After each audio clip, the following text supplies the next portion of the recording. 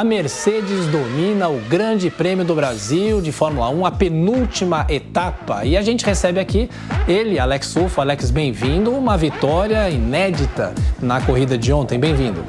Bom dia, Thiago. Bom dia, Lívia. Exatamente, uma vitória inédita do George Russell, que começou já tirando o lacre aí e quebrando aquele jejum muito incômodo, desconfortável da Mercedes, que não vencia desde 2020 no GP da Emília-Romanha, quando o Hamilton ficou em primeiro e o Bottas em segundo. Então, estava bem desconfortável para a equipe mesmo.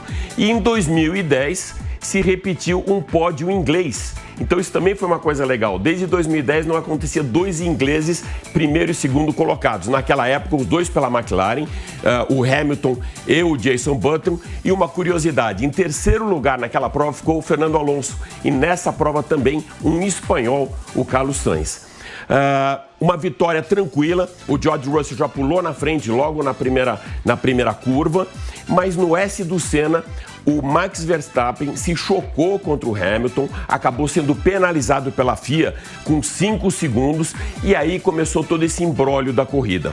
No final da prova, o George Russell venceu até com uma certa distância, mas poderia ter sido atacado pelo Hamilton, que não fez isso. Na verdade, comboiou e ficou protegendo o seu piloto, o segundo piloto, como se fosse um fiel escudeiro.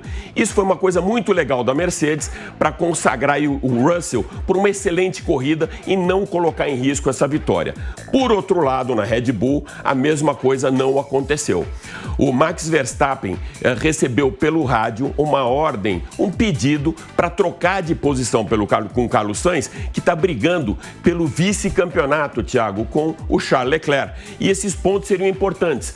Um em sétimo, outro oitavo, ou seja, Max em sétimo e o Sainz e o Pérez, o Checo Pérez em oitavo, daria uma diferença de 3 pontos muito importantes para a última etapa. Ele respondeu até de maneira muito agressiva: eu já avisei vocês que eu não vou fazer essa troca, vocês sabem o motivo, não me perturbem mais. Esse foi mais ou menos a legenda que ela colocou. Do outro lado, na Ferrari, como se fosse até uma súplica, o Charles Leclerc pediu durante 3 voltas, para lembrar que ele estava disputando o vice-campeonato, também para provocar uma mudança com o Carlos Sainz. E a Ferrari, na última volta, avisou: a gente não vai arriscar. Então, as posições se mantiveram iguais.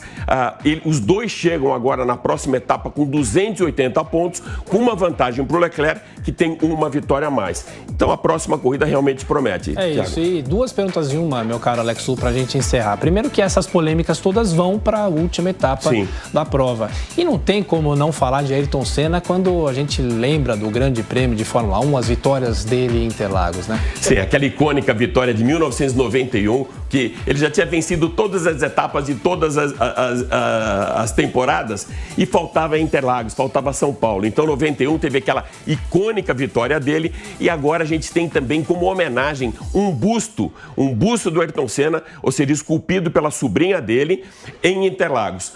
Mas não foi só essa comemoração que a gente teve. Teve comemoração também pelos 50 anos do GP Brasil de Fórmula 1, que foi em 1972.